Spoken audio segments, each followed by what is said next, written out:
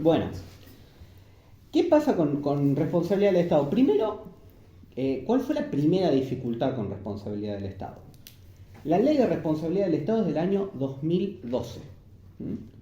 ¿Esto qué quiere decir? Que entre 1861, si quieren, que podríamos presentar la fundación del Estado argentino, a 2012, no tuvimos algo que regule específicamente la ley de responsabilidad del Estado. Entonces, ¿cómo nos guiamos o cómo construimos la responsabilidad del Estado? Lo segundo que tenemos que tener en cuenta es que históricamente la responsabilidad del Estado se viene construyendo como un fenómeno civil. Y para eso tal vez tenemos que recordar qué es la responsabilidad en el derecho civil. La responsabilidad es la obligación que tiene un sujeto de reparar daños ocasionados. ¿A qué? Al patrimonio o a las personas. Entonces, yo lastimo a una persona, ese daño se cuantifica en una suma de dinero y yo termino pagando. Famosos daños y perjuicios que lo van a ver en profundidad, creo que el semestre que viene en una materia. ¿Cuál es el tema? Si esto es de derecho civil, está todo bien. Metemos derecho civil, usamos el Código Civil y Comercial. Pero como esto es derecho administrativo, hay un gran problema constitucional de fondo. Y es que el derecho administrativo es competencia ¿de quién? La provincia. Y si vos tenés que regular responsabilidad del Estado por provincia, si vos tenés un Código Civil y Comercial que regula responsabilidad del Estado, estás invadiendo competencias federales. Entonces, esa es una de las razones por las cuales hay como una discusión en el fondo de preguntarse, bueno, si es civil o si es administrativo, no es lo mismo. Porque si es administrativo, las provincias tienen potestades, si es civil, no tienen las provincias potestades. Un poco lo mismo que la discusión de prescripción, ¿se acuerdan, no? Unas provincias dicen, voy a hacer una prescripción propia, ¿no? El fallo, no me acuerdo cómo se llamaba, Filcrosa. Bueno, sabemos que el código actual te da una pauta para poder hacer un plazo más amplio en las provincias, pero en términos generales la prescripción es de fondo. Bueno, en este caso nos pusimos de acuerdo a partir del año 2012 que era administrativo, y como era administrativo era competencia provincial. Lo otro que hubo alrededor de la ley de responsabilidad del Estado del 2012 es que muchísima gente la demandó o la tildó como una ley que pretendía generar la irresponsabilidad del Estado, ¿no? Ustedes habrán leído, capaz, si buscan responsabilidad del Estado, algún comentario malicioso de la ley de irresponsabilidad del Estado. Nada más lejos de la realidad. ¿Por qué? Porque la ley de responsabilidad del Estado lo único que hace es sistematizar la práctica que viene ocurriendo desde 1939, que tenemos el primer fallo importante, que es Ferrocarriles Oeste. Yo les voy a nombrar una gran cantidad de fallos a lo largo de esto, no es necesario que se lo sepan a fondo, como mucho sí les voy a pedir que hay un par que están específicamente en el programa. Y a esos que están específicamente en el programa no nos pueden agarrar con el pie plano. Todo es algo ya sabido. Si está en el programa, capaz que me lo preguntan en el final. Entonces, muchos de ustedes están seguramente camino a la promoción, no hay ningún drama, no creo que lo pregunten en el parcial, pero de repente tener una noción de qué significa cada uno de estos nos sirve. Entonces, ¿cuál era el gran problema que teníamos para responsabilizar al Estado? Lo primero era una noción muy del Estado medieval, muy de los estados antiguos, de que el Estado no puede hacer nada ilegal. Entonces, si el Estado te lastima o te daña o te genera algún tipo de menospreciación de tu patrimonio o de tu persona, lo hace en el marco del ejercicio de lo que se llamaba el poderío del príncipe. Entonces, si el rey hace algo, eso está amparado por el derecho. Por supuesto que con la Revolución Francesa y con el surgimiento de la lógica de la República, uno de los elementos fundamentales de un Estado republicano es la responsabilidad del Estado. Ahora, ¿de qué se va a responsabilizar? Y ahí aparecía un gran problema que teníamos nosotros en la doctrina de Vélez, que era la responsabilidad de las personas jurídicas, porque el Estado no deja de ser una persona jurídica. ¿Y cuál era el gran problema? Vélez sostenía que las personas jurídicas eran una ficción y que por lo tanto no podían ser responsables a título de dolo o culpa, porque no tenían un elemento psíquico para actuar maliciosamente o para actuar descuidadamente. Entonces, ¿cuándo el Estado iba a ser responsable? Nuevamente, yo les digo, del 1986, de 1861 a 1939, nosotros tenemos como un Estado decir, bueno, ¿qué pasó en esos años con la responsabilidad del Estado? Y ahí aparece una cláusula constitucional muy importante, que es la del artículo 17. Artículo 17, derecho de la propiedad es inviolable, salvo casos de expropiación por utilidad pública con correspondiente indemnización previa a la desposesión. Entonces ahí tenemos como una primera noción que nos separa totalmente la responsabilidad estatal de la responsabilidad privada, y es que el Estado es responsable por cosas legales que hace. Nosotros, las personas humanas, si hacemos algo en el marco de la legalidad, no somos responsables, salvo el caso excepcionalísimo del abuso de derecho. Pero si de repente, Macano, yo le ejecuto 20 millones de pesos a Lorenzo, nadie podría decir que mi estado de ejecución no le generó un menoscabo en su patrimonio, pero ese menoscabo se da en el marco de un proceso judicial, se da en el marco de un derecho que yo tengo, entonces no es un daño resarcible. Si de repente lo están por atropellar a Lorenzo, yo me tiro encima y le fracturo una costilla, tampoco podríamos hablar porque hay una causa de justificación. Entonces, en la responsabilidad civil privada, la actividad lícita nunca es responsabilidad, pero vemos que en la responsabilidad del Estado, la primera responsabilidad que nosotros tenemos legislada es la de responsabilidad por actividad lícita. Y de esa no hubo nunca discusión, desde la fundación del Estado hasta ahora, que en la expropiación, que era una actividad que el Estado podía hacer, había que indemnizar por los daños ocasionados. ¿En qué otro lugar nos apareció la indemnización por acto lícito? Cuando hablamos de la revocación del acto administrativo por motivo de mérito, oportunidad o conveniencia. Nosotros habíamos dicho que el Estado podía decir, voy a dejar sin efecto este acto administrativo y hacerse cargo de las consecuencias de dejarlo sin efecto cuando considere que era oportuno dejarlo sin efecto. Ese es el caso del fallo Sánchez Granel, que se los remarco específicamente porque es uno de los que está en el programa.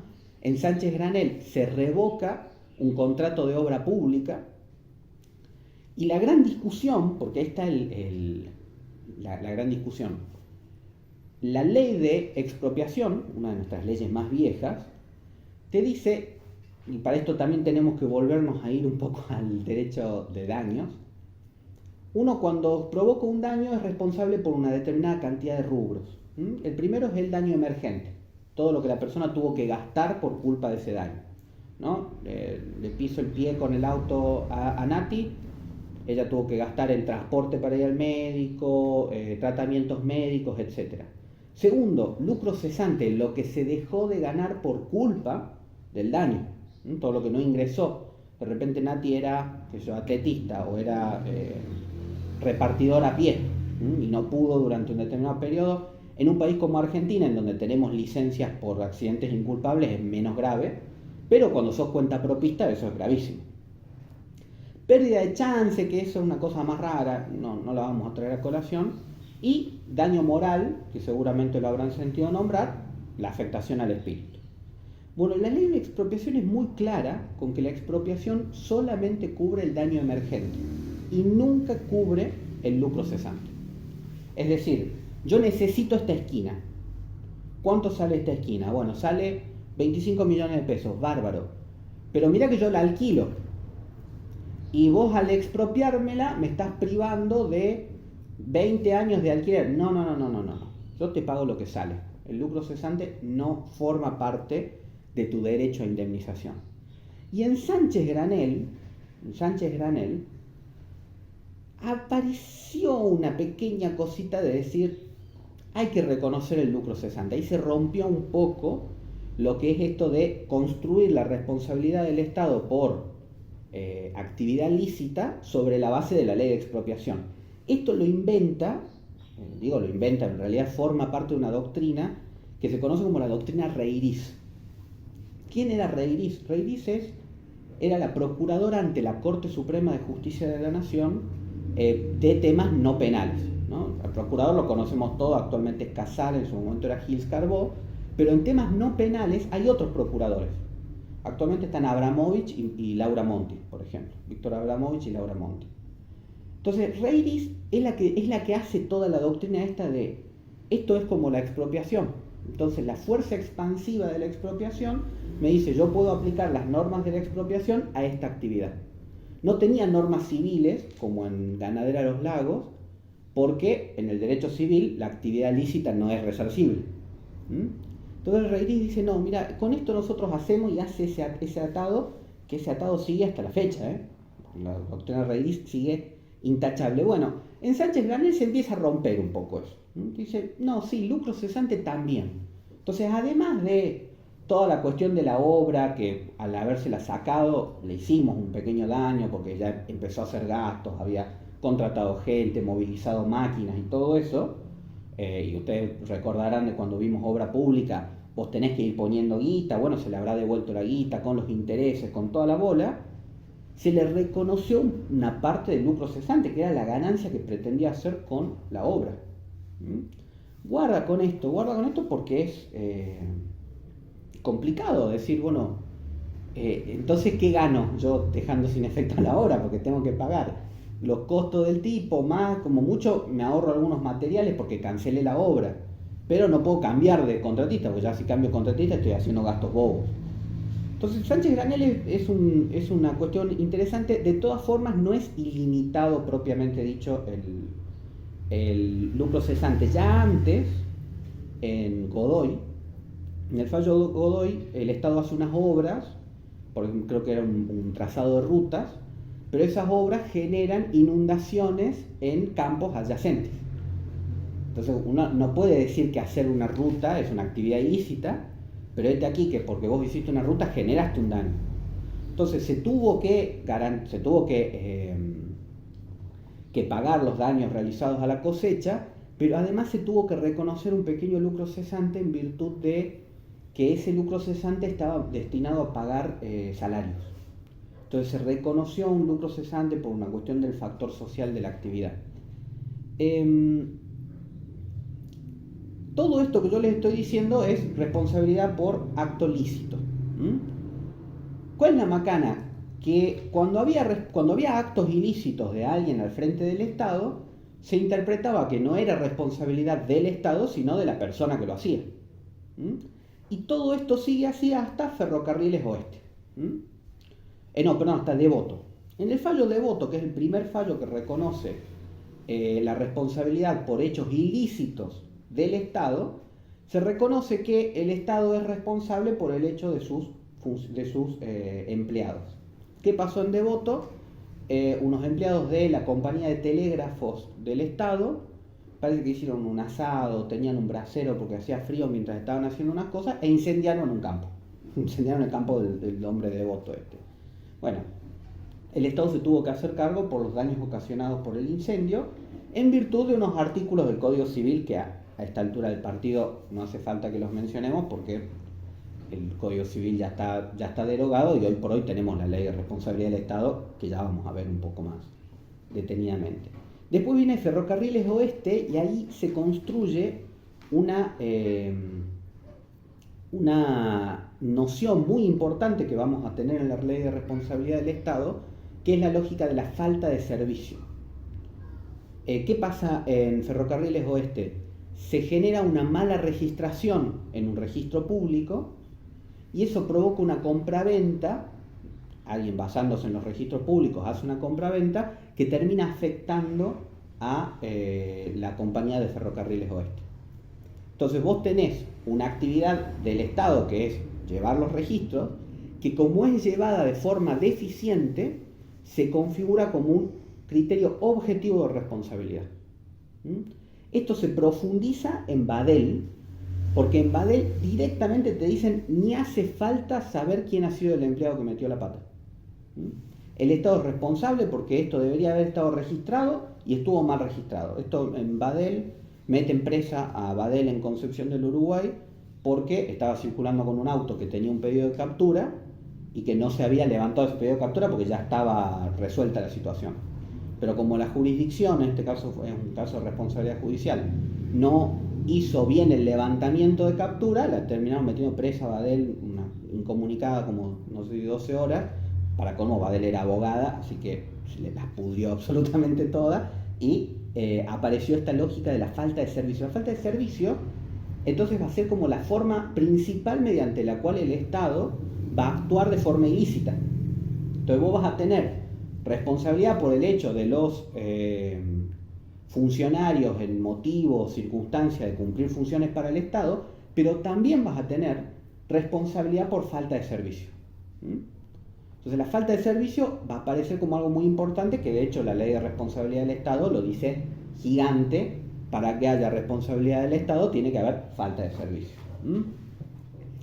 Entonces tenemos responsabilidad por hecho lícito, sobre la base de la ley de expropiación y en todos estos casos. Hay varios casos, los de inundaciones de campo son muy comunes. Uno de los de inundaciones de campo es Jucanal Forestal, que está en el programa, y por eso tal vez les hago un subrayado. Está Jacarandá, también les hago subrayado porque esto es una revocación de una licencia para operar una frecuencia de radio por motivos de mérito, oportunidad o conveniencia, que le reconoce a Jacarandá unos lucros cesantes. Y después está Motor 11, que también está en el programa y por eso se lo señalo, que es una estación de servicio que cuando cambia la reglamentación sobre construcciones tiene que cerrar porque se prohíbe poner estaciones de servicio en plantas bajas de edificios. Esto es contra, en ese momento, no sé si es Municipalidad de Ciudad Autónoma de Buenos Aires, no era Ciudad Autónoma, Municipalidad de Ciudad de Buenos Aires, que había cambiado el código urbanístico, y acá la pregunta es, si de repente sale una legislación que modifica algunas circunstancias y me genera daños, ¿yo tengo derecho a reparación? Y sí, hay un derecho a reparación en el marco de la responsabilidad lícita del Estado. ¿Qué quiere decir? Lucro cesante, no. Lucro cesante aparece como una situación muy excepcional, en casos muy particulares. Creo que hubo una vuelta, lucro cesante, no lo saqué al fallo porque me leí 2 o 3 artículos y ninguno lo mencionaban, pero estoy casi seguro que hay dando vueltas por ahí uno de importaciones. Se prohibían determinadas importaciones y los tipos decían: mirá, yo tengo un cargamento de esto que me está llegando, no solamente te pido que me pagues, te pido que me pagues también la ganancia que yo pretendía con estos repuestos. No me acuerdo si era metalmecánica, pero no les quiero mentir. Y después tenemos otra dimensión de la responsabilidad del Estado que es muy importante, que la va a adoptar la ley y que nos interesa muchísimo, y es, dicho sea de paso, si ven la hojita, esto es todo lo que venimos hablando y esto es todo lo que vamos a hablar, que es la responsabilidad por omisión. El Estado, ustedes esto tal vez lo han visto en penal, si no lo han visto todavía en penal, lo hablamos un poquito. Uno puede ser responsable de algo por acción o por omisión. ¿Cuál es el factor que te determina la omisión? Que vos tengas un deber previo. Entonces, no saltar a defender a alguien en la calle no es una omisión.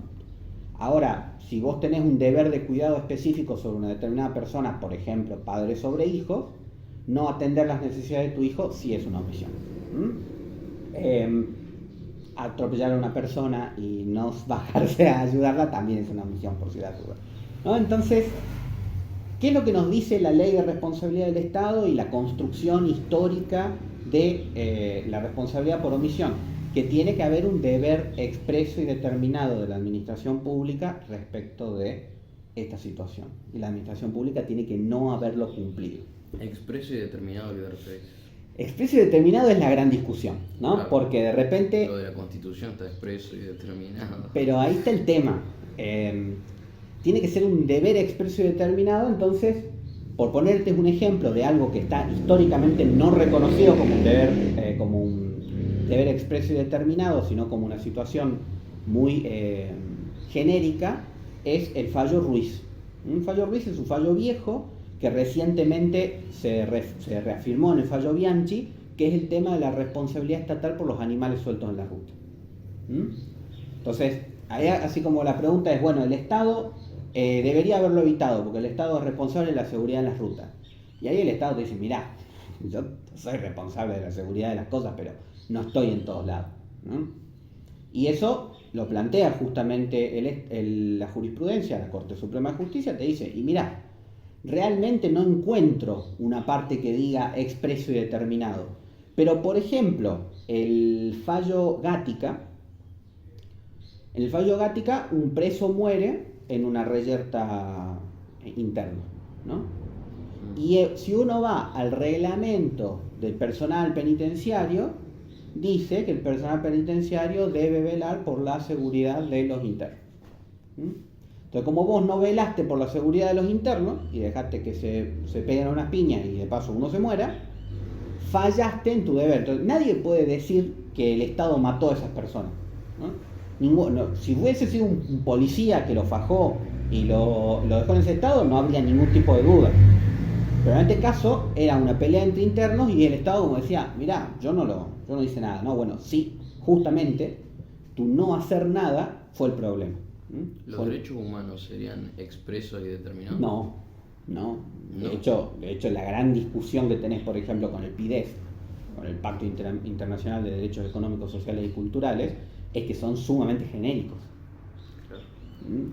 Ahora, tiene que estar individualizado. Entonces, esto que vos decís sí es un poco importante, ¿por qué? Porque hay algunos casos como Furlan y otros más recientes en donde internacionalmente la Corte Interamericana de Derechos Humanos nos metió una sanción por haber fallado, eso fue falta de servicio, no fue tanto omisión, por procesos demasiado largos, por ejemplo, ¿no? En Furlan el proceso original fue muy largo, la ejecución de sentencia fue larguísima, fuimos a la Corte Interamericana y nos dijeron, ustedes se jodieron a los derechos humanos de Furlan por esta extensión del proceso.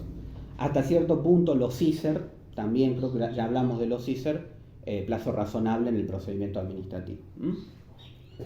En Degandia, Degandia era el que no levantaron el pedido de secuestro, entonces Badel, ¿qué era? Falta de mal registro nomás.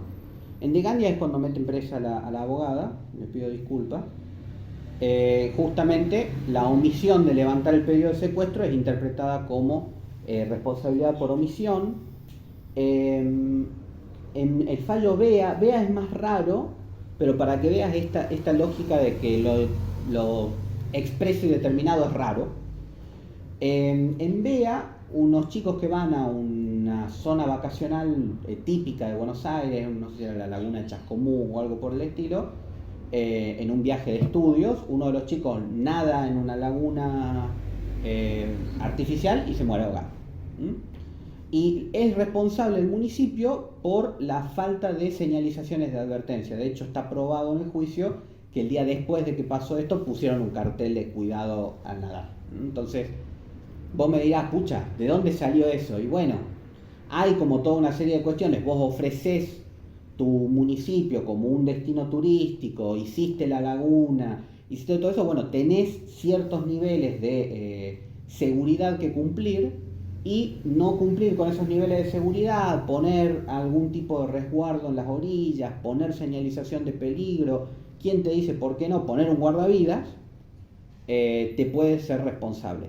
Hay un fallo mucho más polémico, que ese todavía está en discusión, recién sale de Cámara, creo que era L y L, que son dos chicas que fueron víctimas de abuso en las inmediaciones de una estación de tren, y se responsabiliza al Estado por no haber cuidado o custodiado ese lugar para que no pueda ocurrir ese tipo de cosas. Es una situación un poquito más extrema, porque es esta cuestión de decir, bueno, es responsable el Estado por todos los delitos que ocurren, ¿no? Bueno, eso hay que ver, porque todavía está para fallar en la Corte Suprema.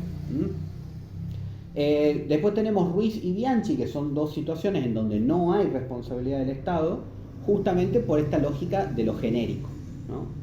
Animales sueltos en la ruta es demasiado genérico para que yo te diga responsabilidad del Estado por omisión. Después tenemos fallos Zacarías y Mosca. Zacarías es uno, Mosca es otro, respecto a la actividad de control policial en inmediaciones de determinados lugares, ¿no? Tanto Zacarías como Mosca ocurren en las inmediaciones de estadios de fútbol. que como todos sabemos en la realidad argentina son lugares particularmente picados en algunos momentos históricos, por ejemplo un clásico. Entonces, si vos sos un policía que está designado a cuidar las inmediaciones del Monumental durante un Boca River, y de repente la Barra Brava logra, bueno, en Zacarías no era Boca River, eran otros, pero la Barra Brava logra tirar una bomba de humo en el vestuario donde están los visitantes, provocándole al pobre Zacarías que tenga que dejar de jugar al fútbol porque le hicieron pelota. Y bueno, ahí sí sos responsable, porque realmente había un operativo de seguridad, tenías unos deberes de custodio específicos.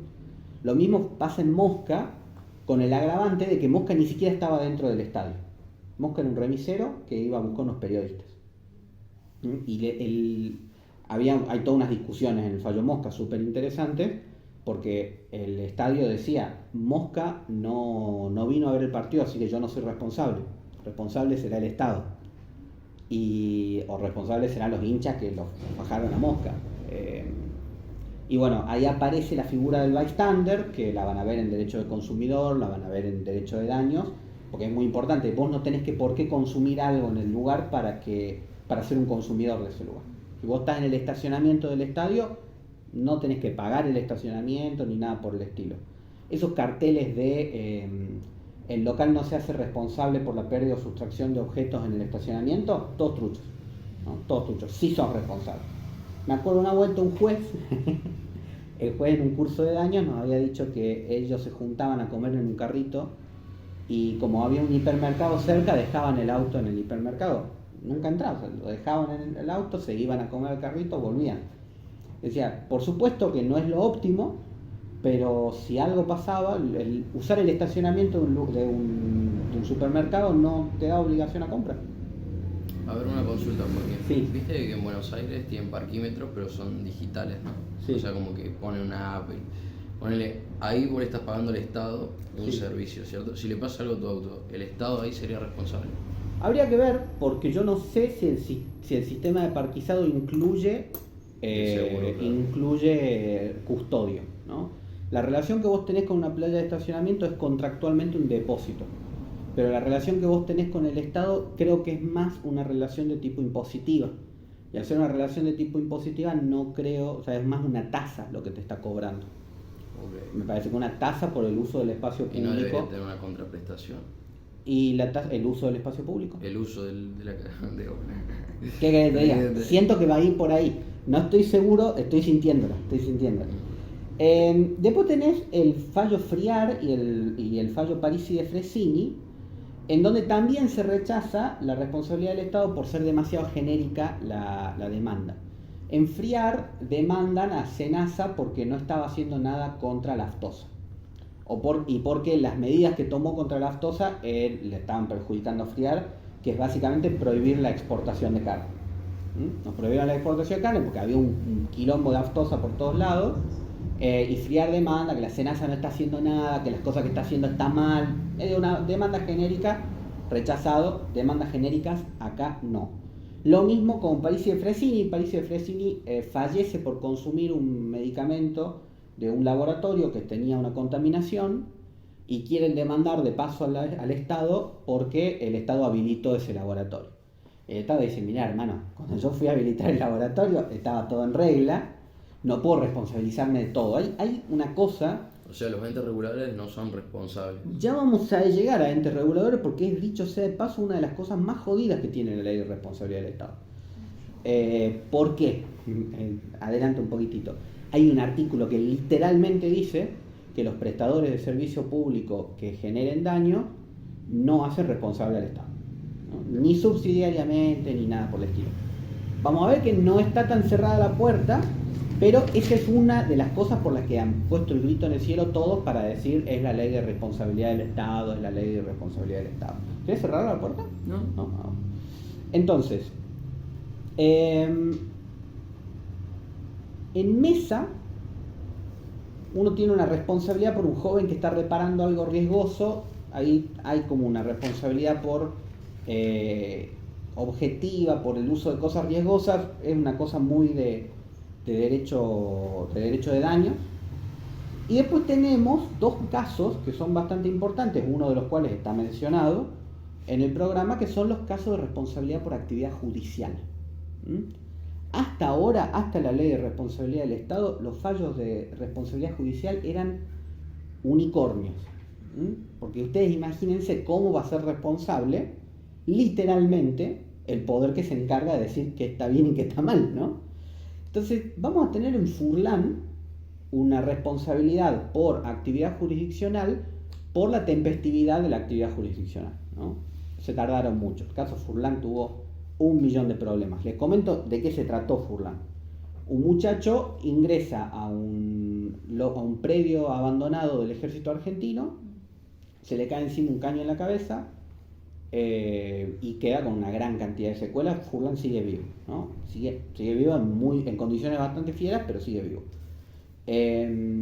A todo esto, como Furlan era menor, empiezan a hacer un juicio. Ese juicio medio que se anula porque no estaba el responsable de menores, empieza otro nuevo juicio, termina saliendo la responsabilidad del Estado, y fue justo en una época de consolidaciones de deudas argentinas. Le pagan con bonos de consolidación de la deuda, termina cobrando un 10% de lo que le correspondía. A todo esto el padre de Furlan pierde el laburo porque tenía que cuidarlo a Furlan, que había quedado en una situación bastante comprometida. Bueno, todo un caos que termina yendo a la Corte Interamericana y nos condenan porque nuestro sistema judicial fue muy ineficiente, y uno de los factores fundamentales de esa ineficiencia fue el tiempo.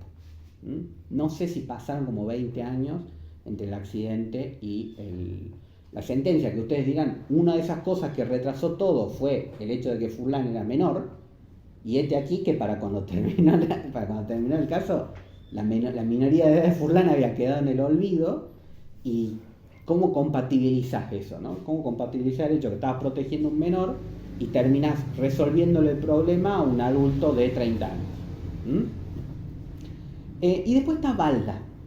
En Balda meten preso a una persona en el marco de un procedimiento judicial, y aquí que hubo un error en el procedimiento. Y acá es una línea muy finita. Si a vos te mete preso, el poder judicial te mete preso en el marco de un proceso judicial, te condenan en primera instancia, te meten preso, vas a segunda instancia, seguís preso, vas a Corte Suprema de Justicia, Corte Suprema de Justicia dice, no, esta persona tiene que estar libre, salís, ¿no? Te morfaste 4 años preso. Eso no es responsabilidad del Estado, porque ahí los procedimientos se hicieron técnicamente bien y forma parte de las reglas de juego del Estado. Estar preso por cualquier circunstancia no es que te hace automáticamente acreedor de una indemnización estatal por estar mal preso. ¿Cuándo tenés que estar mal preso? Tenés que comprobar que en el procedimiento por el cual vos llegaste a estar preso hubo errores materiales. Ya sea falsación de pruebas, ya sea falta de respeto en alguno de los procedimientos. Si vos encontrás que hay errores atribuibles a la administración de justicia, vos podés tener responsabilidad por encarcelamiento de error. Notarán que es una situación súper extraordinaria. Uno a veces ve en las películas, hoy ya no lo ve tanto, esto de el tipo que sale de estar preso injustamente y dice que va a demandar al Estado en Estados Unidos. No es tan así, ¿no? De hecho, cuando uno compara cómo funcionan los sistemas de responsabilidad en otros países, el de Argentina es súper comprensivo. A mí, por ejemplo, hay uno que me frustra mucho, no lo tengo el fallo, frustra mucho, lo vi en la maestría. Es un tipo que encuentra una bala de cañón en una chatarrería que decía fabricaciones militares, y le parece una excelente idea ponerla como adorno en una reja que estaba haciendo. ¿Qué es lo que pasa? Que cuando vos solés soldar una bala de cañón a una cosa, se calienta mucho y explota. Entonces le reventó en la cara, se murió, hubo daños por todos lados, y el Estado fue responsable porque hubo una falta de servicio en la cadena de custodio de esa bala, porque esa bala estaba en esa chatarrería. Bien de lejos que nos fuimos, ¿eh? Después hay otras responsabilidades del Estado. Por ejemplo, había una responsabilidad por... Luz. Sí, está lleno. Porque en Buenos Aires alguien metió el pie entre el andanivel y el subte. Entonces, bueno, es responsable el Estado por eso. Y uno dice, bueno, mirá, hermano, ¿qué más querés que haga? Tengo las cosas amarillas, tengo la línea, hay un espacio así, te digo cuidado en el escalón. O sea, voy a ser responsable de todo. Y bueno, ahí hubo como una serie de consideraciones de decirte, y mirá, hermano, si vos tenés estampidas todos los días de gente usando el subte, estás dando mal tu servicio. Nadie debería estar en medio de una estampida lo suficientemente loco como para meter mal el pie. Y después el otro caso de responsabilidad que es muy común y que aparece muchas veces es el de balas de oficiales de seguridad en procesos de uso correcto, ¿no? Lo de uso incorrecto está todo claro, que si un policía te dispara por la espalda, tiene que ir preso el policía y el Estado es responsable.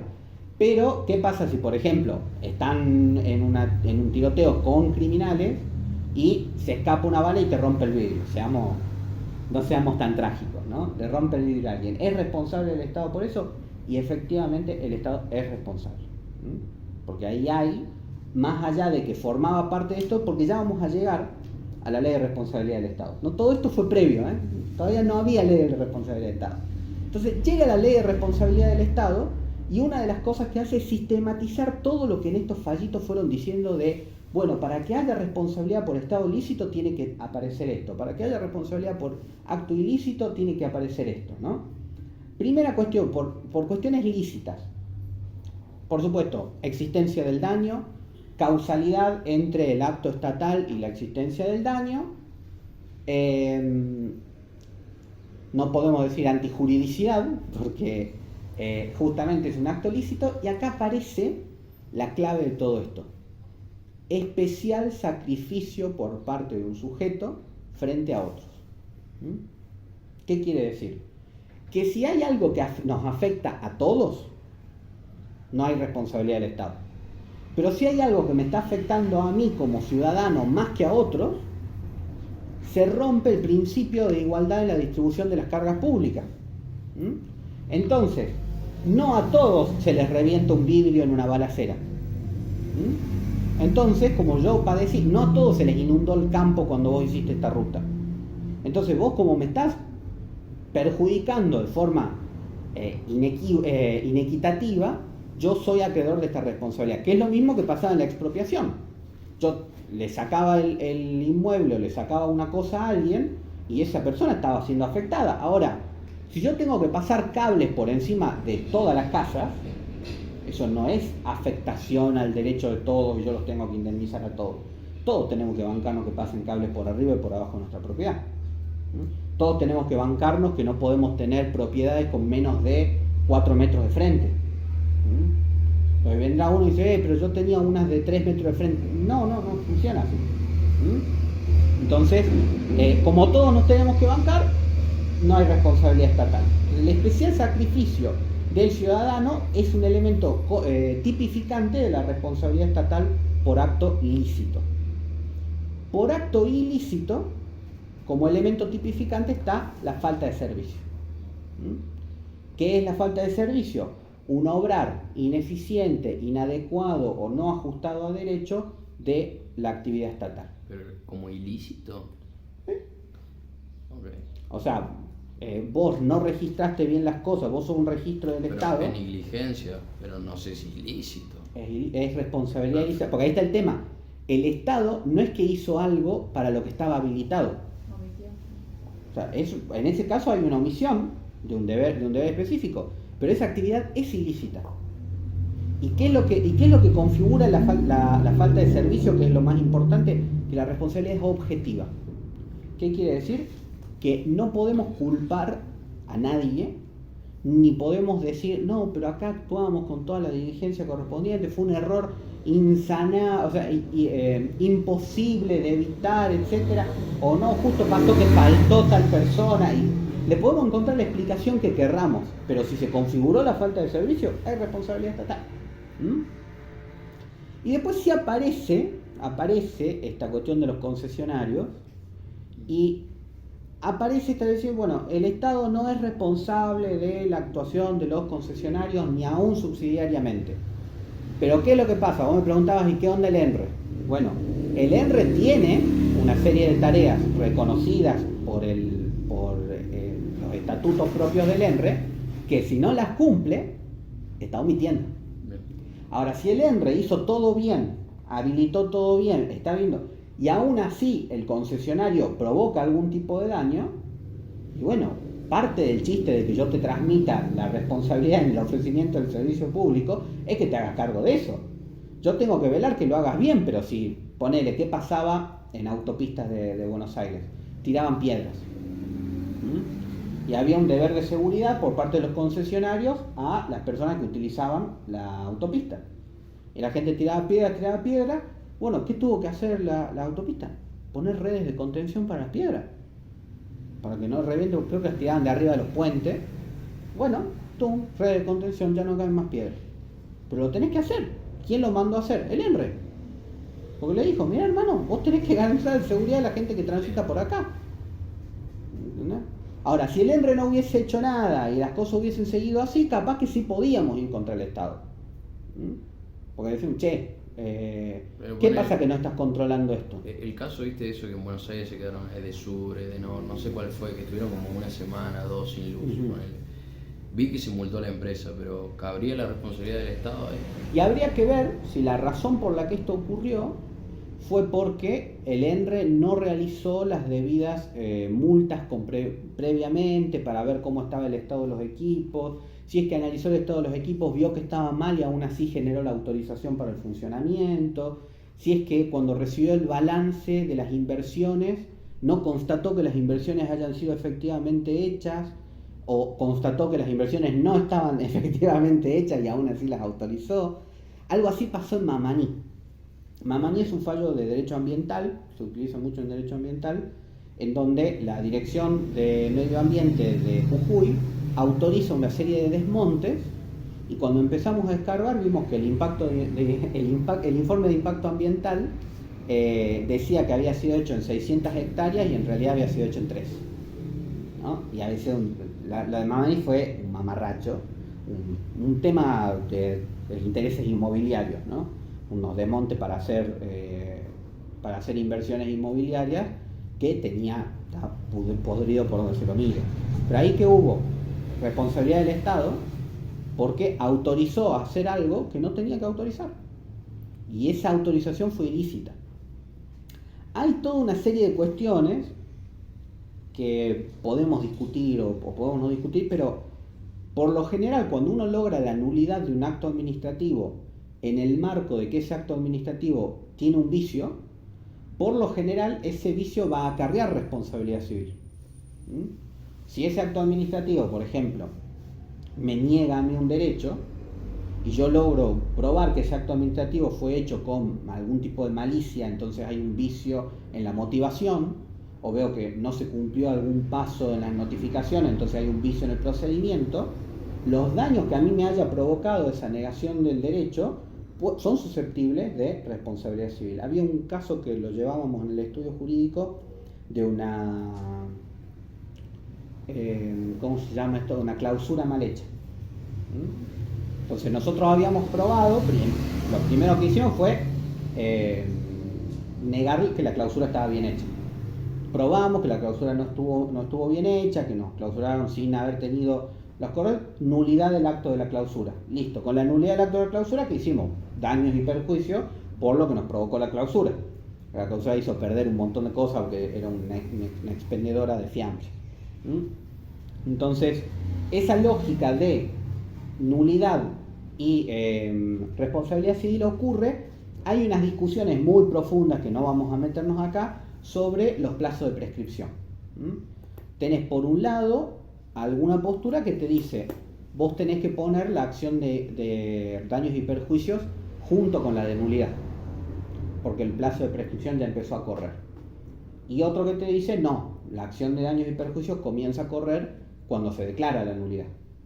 ¿Y cuál es la gran diferencia? Que si vos tenés que pagar tasa de justicia por daños y perjuicios al principio, pagás un montón, y si de repente no te sale nulo el acto, vos ya pagaste la tasa de justicia, porque iniciaste las dos acciones, te las rechazan a las dos. Es mucha guita la que estamos hablando, porque los juicios del Estado, les comento, no suelen ser por 20.000 pesos, ¿no? Entonces hay unas discusiones en donde, como les digo, me acuerdo que en unas jornadas que habíamos estado viendo, se agarran Monty y Hutchinson.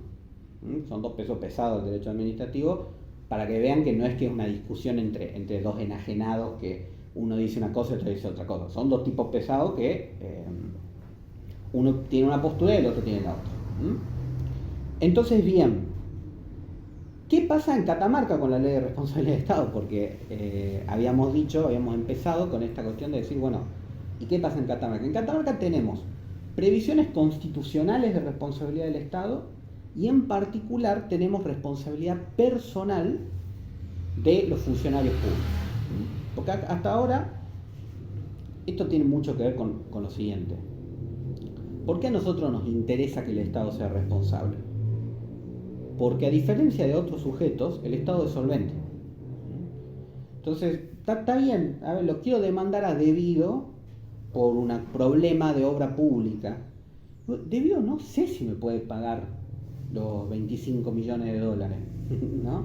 El Estado sí. Entonces, eso es una de las razones por las cuales no nos quedamos en el marco de, enjuiciemos al funcionario. Por supuesto que hay que enjuiciar al funcionario y por supuesto que el Estado debería lograr que después el funcionario, como pueda, devuelva todo lo que pueda de lo que pagó en concepto de indemnización. Pero la víctima no tiene que someterse a eso. La Constitución de la provincia de Catamarca tiene un artículo específico sobre responsabilidad en casos de funcionarios públicos, responsabilidad personal de los funcionarios públicos, y en el año 2015-2016, no me falla la memoria, salió una ley que se adhirió expresamente al proyecto de ley nacional. Entonces, todas las consideraciones que están en la ley nacional están en la ley provincial. Otro tema que fue medio jodido durante la discusión de la ley de responsabilidad del Estado fue cuál era el rol o cuáles eran los vasos comunicantes entre la responsabilidad del Estado y las previsiones del Código Civil de Vélez y el Código Civil y Comercial en materia de daños. Vos tenés una ley de responsabilidad del Estado que dice las normas no se pueden aplicar ni de manera directa, ni de manera indirecta, ni de manera subsidiaria, y después tenés en el Código Civil y Comercial exactamente lo mismo. Estas normas no se aplican ni de manera directa, ni de manera indirecta, ni de manera subsidiaria a la responsabilidad del Estado. Entonces tenés en los dos cuerpos normativos las puertas total y completamente cerradas, o eso es lo que una persona de buena fe pensaría. Los administrativistas que te dicen que en ningún lado dice que no se puede utilizar analógicamente. Y yo digo, bueno, pero ¿qué es indirecto entonces? ¿De qué me estás hablando? Bueno, ¿qué es lo que venimos haciendo? Nosotros, imagínense, entre 2012 y 2015, 2016, teníamos un cuerpo normativo que decía no podés aplicar el derecho civil, en 2014 sale el Código Civil y Comercial, y no teníamos ley provincial, teníamos una ley nacional que decía lo mismo. ¿Qué hacíamos acá en Catamarca? Bueno, decíamos, se puede aplicar analógicamente, y recordemos que esto le hice mucho hincapié cuando hablamos de nulidad de los actos administrativos. La aplicación analógica no significa agarrar esto y aplicarlo acá, significa agarrar estos principios y pensar cómo se adaptan a la realidad propia del derecho administrativo. Entonces nosotros cuando importamos los sistemas de nulidades del Código Civil no los importamos así como así, porque había otras cosas como la presunción de legitimidad del acto administrativo que no me permitían entender la nulidad y la anulabilidad. Bueno, lo mismo pasa con esto.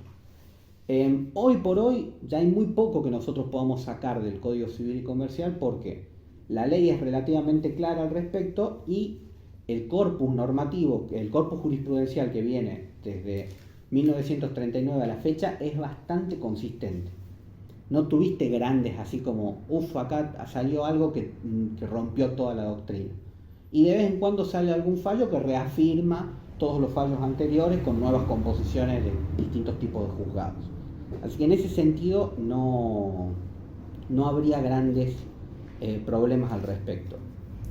Entonces, ¿qué cosas estoy viendo acá en materia de responsabilidad? Responsabilidad por ley inconstitucional no existe.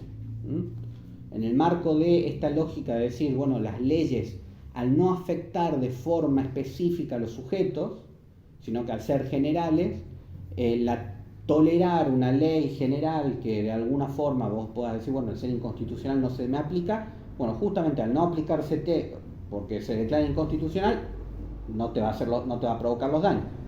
Si te los provocó antes y vos lograste la inconstitucionalidad, tampoco habría responsabilidad, porque estamos hablando de un órgano mucho más complejo, que es el órgano legislativo. No estamos hablando de una actividad, o sea, de alguna forma el consenso democrático es incompatible con reconocer responsabilidad por este tipo de cuestiones. Lo mismo que pasa con la actividad reglamentaria. Si vos reglamentas algo para todos, esto si bien ya forma parte del Poder Ejecutivo, salvo que ese reglamento tenga vicios estructurales en el procedimiento o algo y que sea la nulidad, el reglamento por sí solo no genera responsabilidad estatal. Y creo que con esto, no sé cuánto tiempo llevamos, habríamos cubierto la mayoría de las cuestiones. Yo no me apegué tanto a esto porque sentía que había muchos huecos que había que llenar de responsabilidad civil. No sé si difirió mucho de lo que vieron en clase, no sé si quedó claro, no sé si hay algún tema que hayan visto en clase y que digan, esto no lo dijo Joaquín. No, prácticamente habló de la ley. De la ley. Todo. Los artículos de la ley. Dijo también algo de la inconstitucionalidad, creo que lo tiene anotado. ¿De la ley? No, de eso lo que... De la responsabilidad por ley inconstitucional. Sí, es una figura rara. A mi entender, si una ley inconstitucional no genera... Porque en realidad, responsabilidad por acto legislativo, justo ayer estaba antes de ayer, en postmagistrado, y un profesor de España hacía como una serie de consideraciones respecto a que en todo caso un problema de responsabilidad estatal o de nulidad de una ley debería darse en el marco de un fallo en el procedimiento de sanción de las leyes. Entonces, si vos tenés un fallo en el procedimiento de sanción de las leyes, como por ejemplo que la ley se discuta, efectivamente podrías llegar a tener una ley nula y en el marco de la nulidad de la ley una responsabilidad estatal. Ahora, con esto lo discutíamos con un amigo en el marco de lo que está haciendo actualmente la Corte Suprema de Justicia, que no sé si saben, se está metiendo un poquito en algunas cosas que no sé si se debería meter.